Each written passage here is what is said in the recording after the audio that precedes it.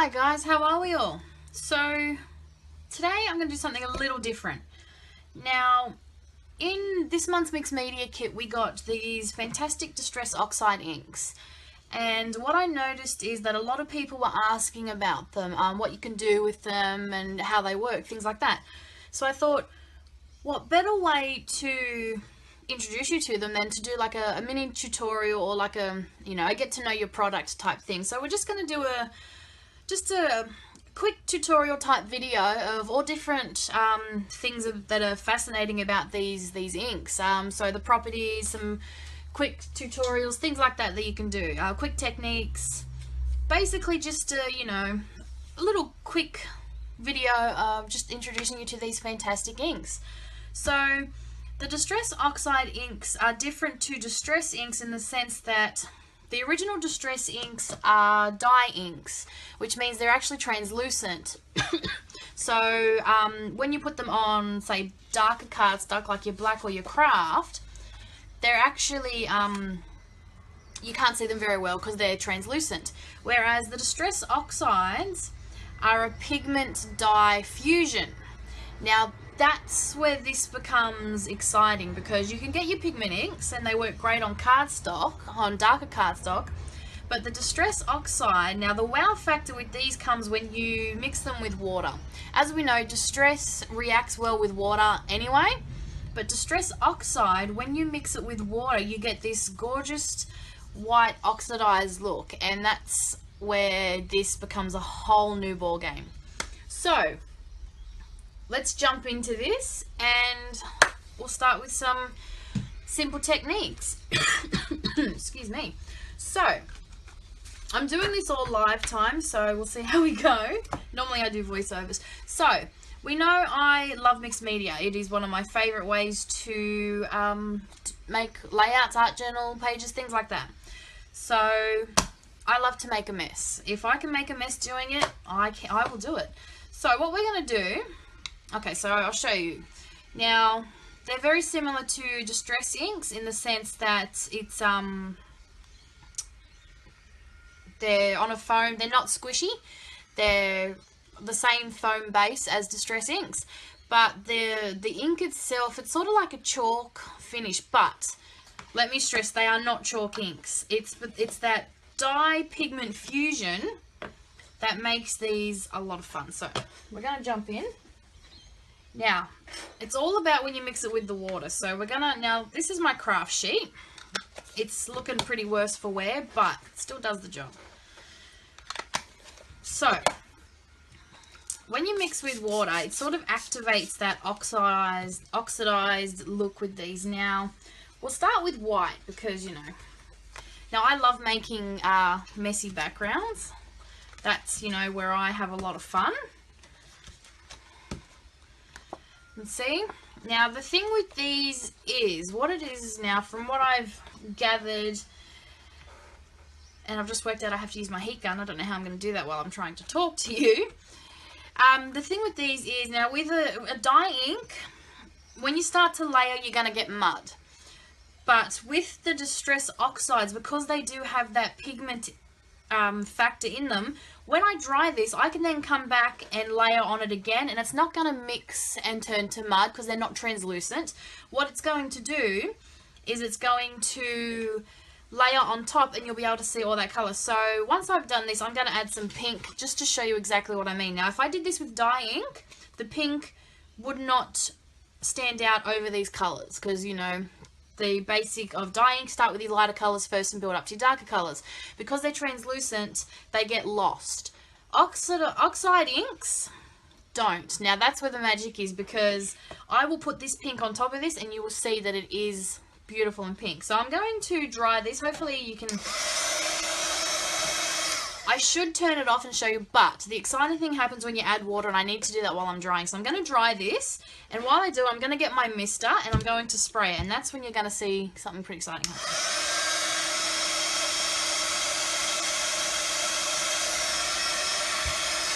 Now you can see where I've hit with the water, where it's starting to turn white. That's the oxidized effect that these inks have.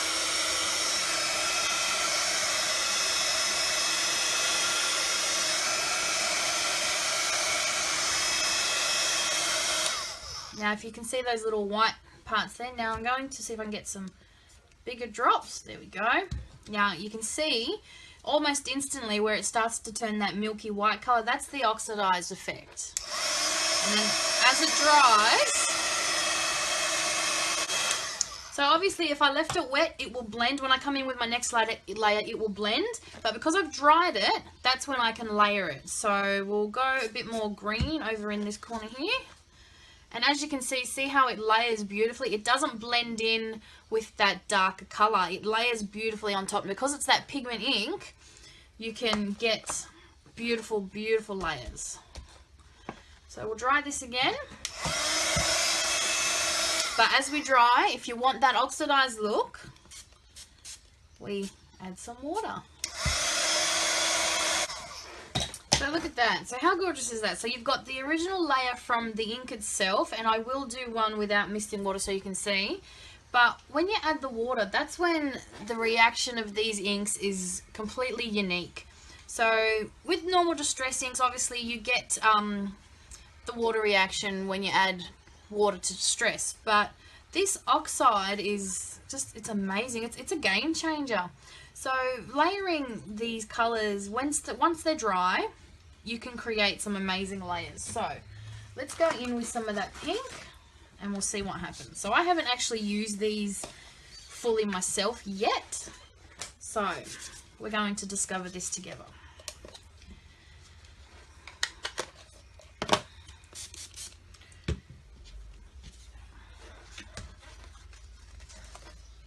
Oh wow, and see, look at that.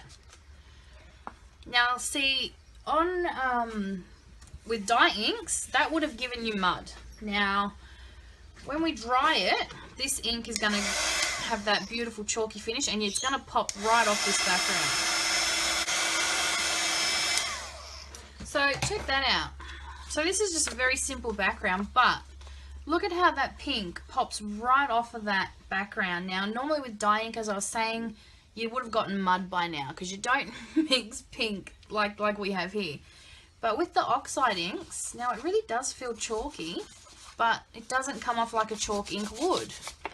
So that's amazing. I think these are going to be a lot of fun. So that's just a nice, simple introduction, you know, one way that we can use these inks. So, but the game changer with these is apparently when you use them on darker cardstock. So let's track down a stamp. I didn't grab one beforehand. That was silly of me.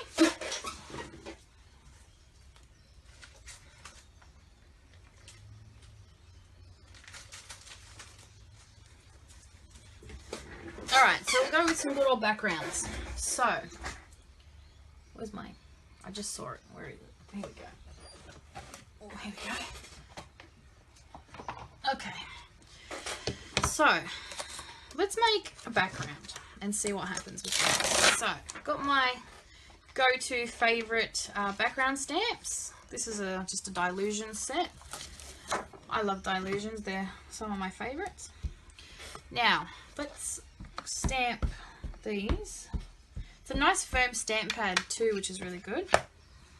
And we'll just see, look at that.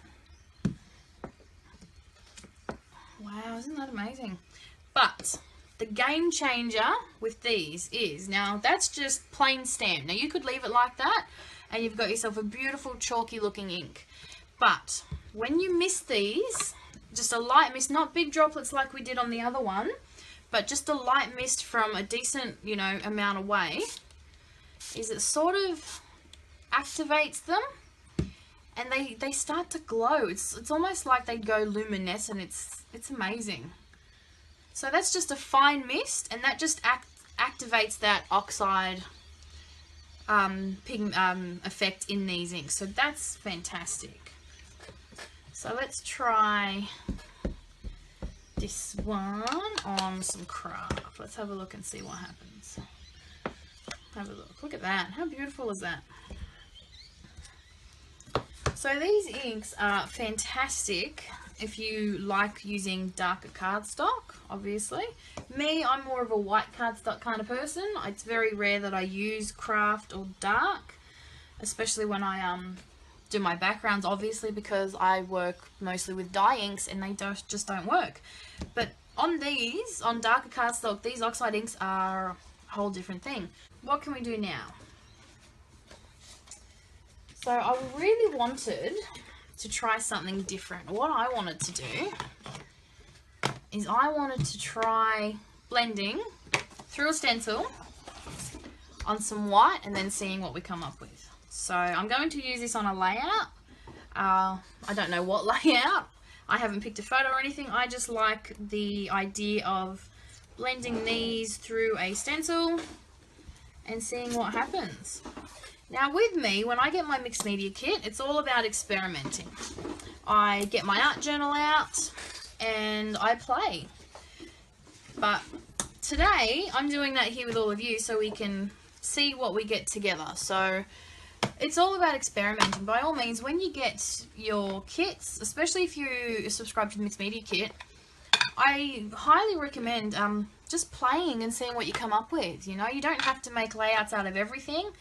Just experiment. Now, see, I've done these, and, you know, I might make a card out of this one.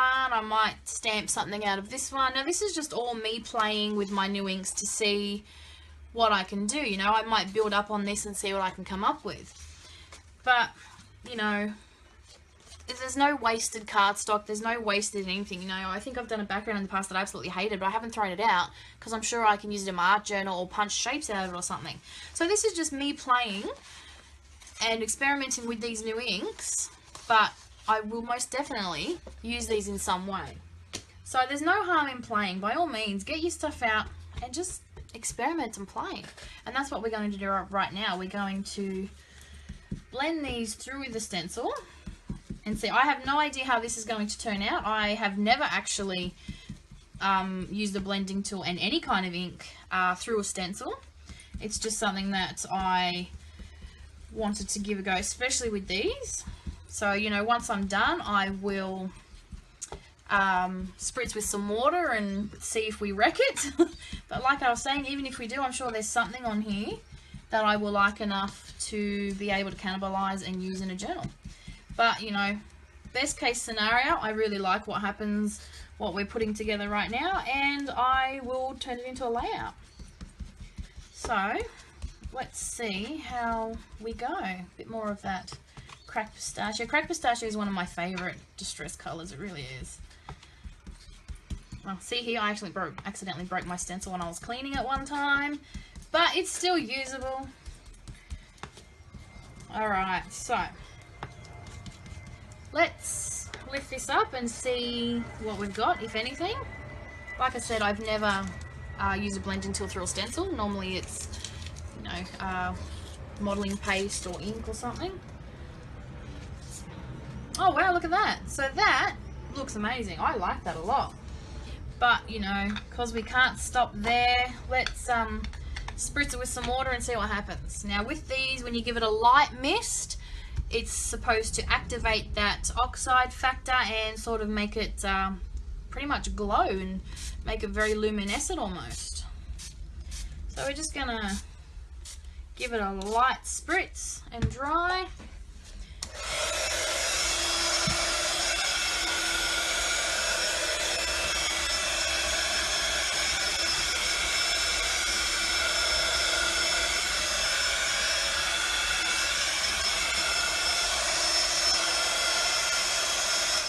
Now look how nice that is. This is a great stencil to work this with as well, because obviously it's a very grungy looking stencil. I don't know if you can see, but it's sort of given it more of a grunge look even. Now if I wanted to, we could go and do some big droplets as well and see if we can get more of that oxidized, but I don't think on this stencil it would be really worth it because there's only small amounts of ink. So I think with this one, we might leave it there. Oh no, you know what? We're not going to. We're going to ink in a border. We're going to use our blending tool again. And we're going to come in from the sides and just give it a bit of a border. Why not, huh? Now, if you use distress inks with a blending tool in the past, like the regular ones, now you might have had that issue where you come in with your blending tool and it leaves lines. and it leaves a perfect crescent if you use the round ones, because that dye is a dye ink. It absorbs into the paper and you're stuck with that. But with these, because they're more got that pigment factor to it, it doesn't dry as fast, it doesn't absorb into the paper, so you can go back over and fix up any of these lines that you have that you don't like.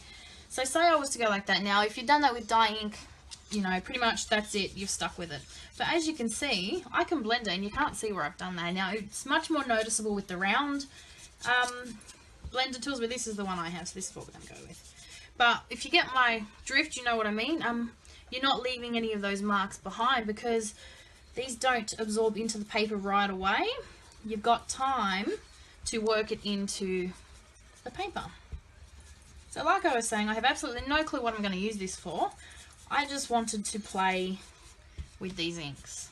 Now normally I would do this in my art journal, but I thought let's see what we can do and share it with all of you. And thought we'd try something new for a video this month.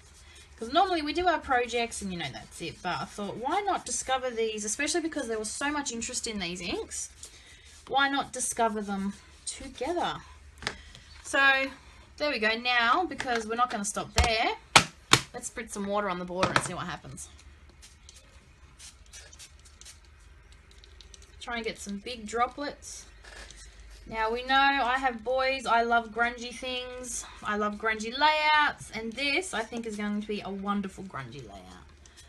Look, see up here you've got that dye and pigment separation happening up there, and we've got some oxidizing happening down here. Oh, I love it, this is lots of fun.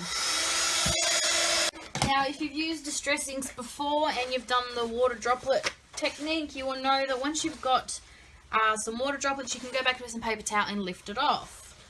And basically what's happening is that water's lifting that colour to the surface, and with the paper towel you are taking it off. And with the oxides you are left with this beautiful oxidation. In fact, I don't really want to touch that because I really want to see what happens up there with that dye and pigment separation, because as you can see I've got a darker shade up here. So I want to keep that like it is and keep going and see what happens when that dries naturally. But look at that. Now that didn't take me long at all, and what we have is a beautiful background. And because of the oxidizing and the water effect with the stress, you can get a really full-on mixed media look. But it didn't take me that long, did it? All that was some ink blending and a mister bottle. And look, if you were to do this on a layout, you know what, let's do it, why not? Alright, let's do this.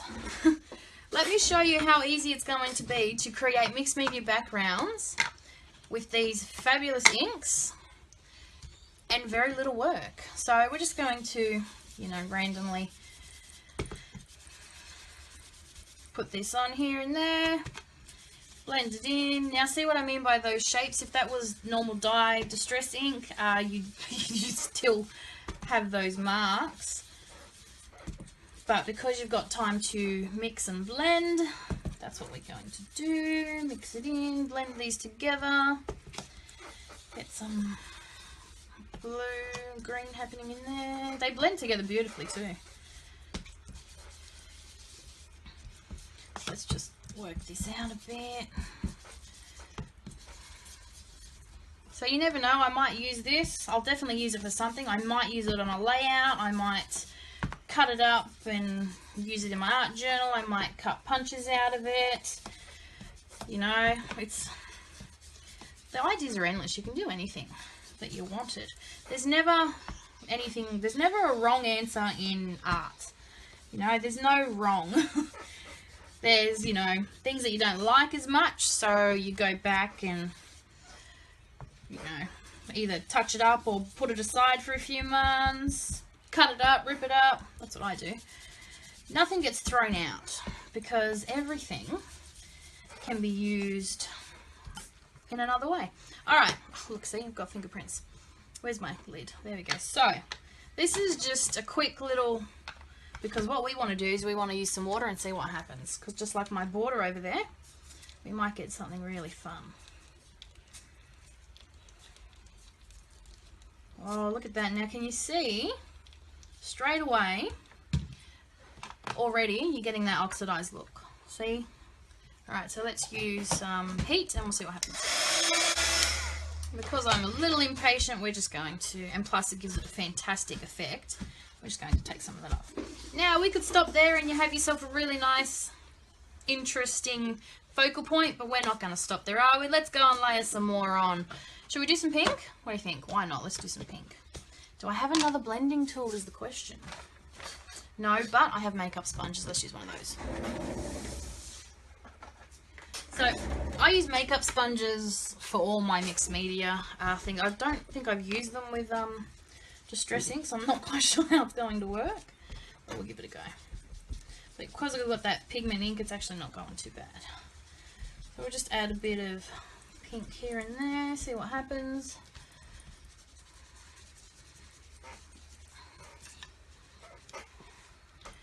Just in a few spots. Now obviously this is a completely different technique to what we started with the water heavy background that we did before, but that's the beautiful thing of these inks, you can do this.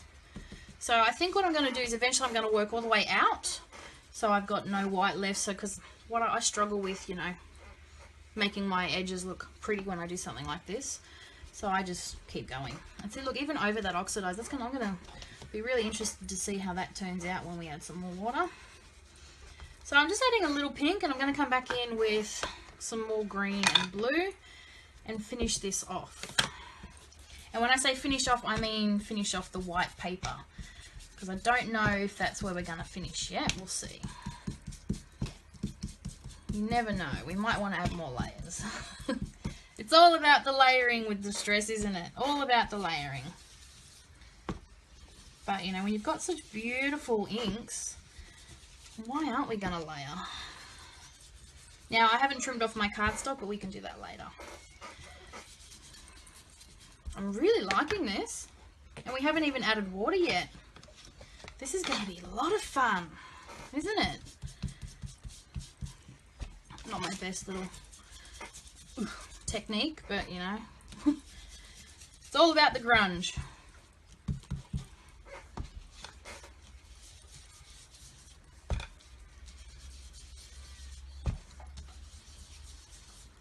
Alright, now look at how good those colours go together.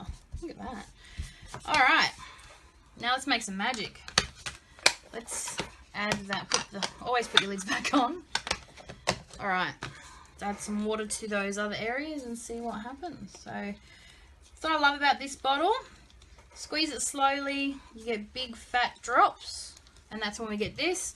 Squeeze it all the way back, and you get a fine mist. If you squeeze a little bit, big fat drops. Alright, so let's dry and see what we end up with. Now obviously I've got more white and more of the colours underneath because I have been blotting my colour up with paper towel. But if you let it dry naturally, you get more of that distressed oxide look as well. But one of my favourite things to do is to blot that colour off, which is why I've got more white in certain areas. But how's that for a background? Now you saw how quick that was. That was a simple ink blending tool and some water, and that's it. So how amazing is that? If you're new to mixed media and you want to give it a go, this is definitely something you can do really quick and easy.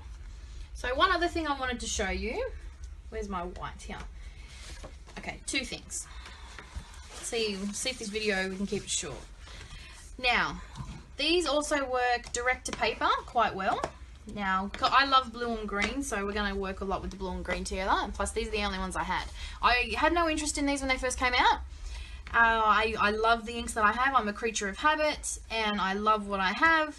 I didn't really want to start again with something new, but then we got these in the kit, and I'll tell you what, these are amazing. I will be buying the rest of these and any new colours that come out.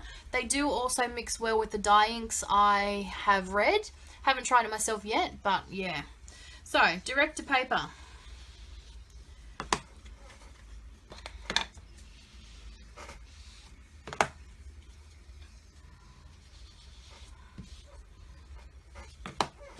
And that's what I love about these, like, they do sell re-inkers for these, but look at the coverage you get. It looks so thick. Now we're going to mist, and as you can see right away, they blend beautifully. So I'll just tip it because I missed a spot on here. So not only do you get that oxide look, but they blend together absolutely beautiful. So we're going to dry this so they stop blending, and then we're going to come back with water again and see if we can get some of that oxide look. Oh look, see, there it goes, works anyway. Alright, so we'll dry.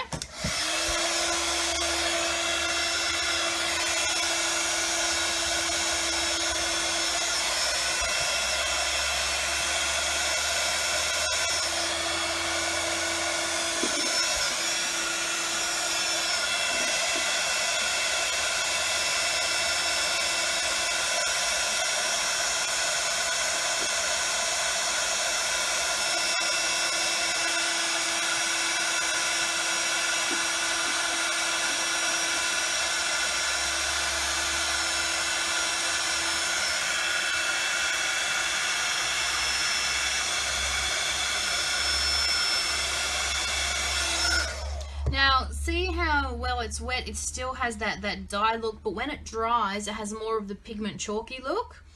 That is another property of these inks. Now, it may look,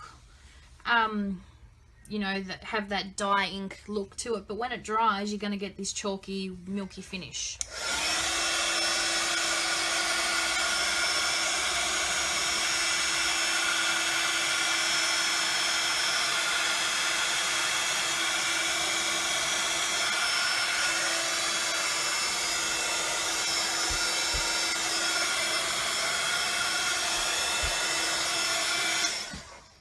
Alright, so we have our colour down, we have our layer.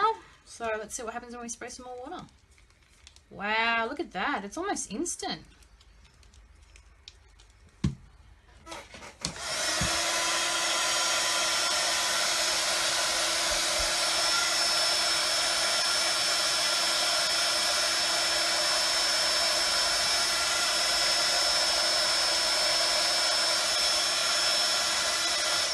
So just to show you the difference, I won't blot over here, but I have blotted over here, so I've taken the colour off here, but we'll let this dry without blotting it off and see the difference.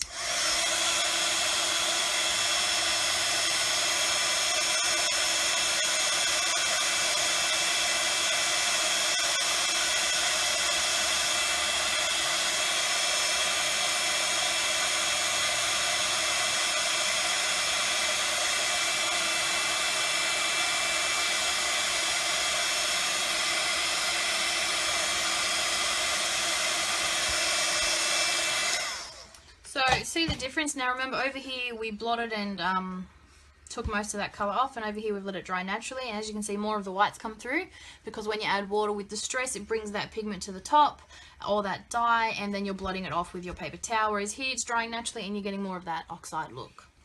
So because, you know, we're not going to stop there, let's go back in with some more blue on those green areas, but we'll do it like we did on our first one, and we'll do... And look at that, straight away, you can see how they've layered beautifully. It hasn't blended together. Because it's dry and we're adding wet to dry, we're layering. If it was wet to wet, it would be blending like distress inks do.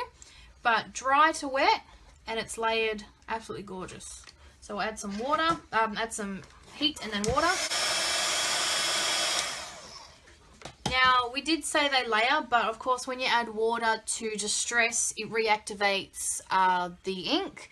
So that's why up here, even though I've added the blue, that green has reactivated, and we've got this awesome little blue-green marbling thing happening up here, which is really great.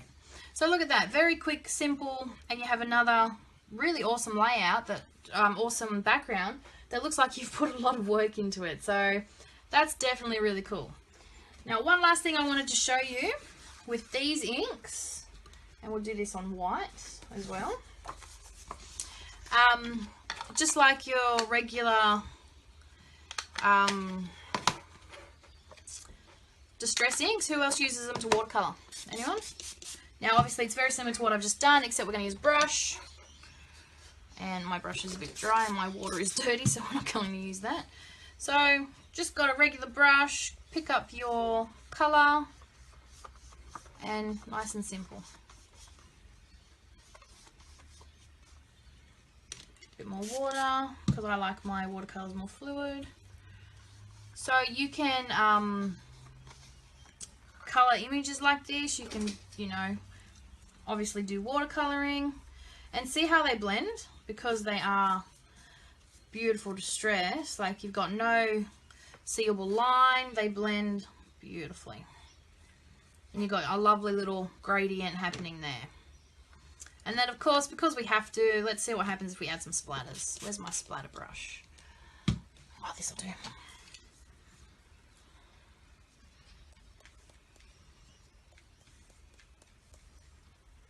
And look, because we're adding water, you're getting that oxide. Even though we're using an ink, we're getting some beautiful oxidation happening already. Look at that.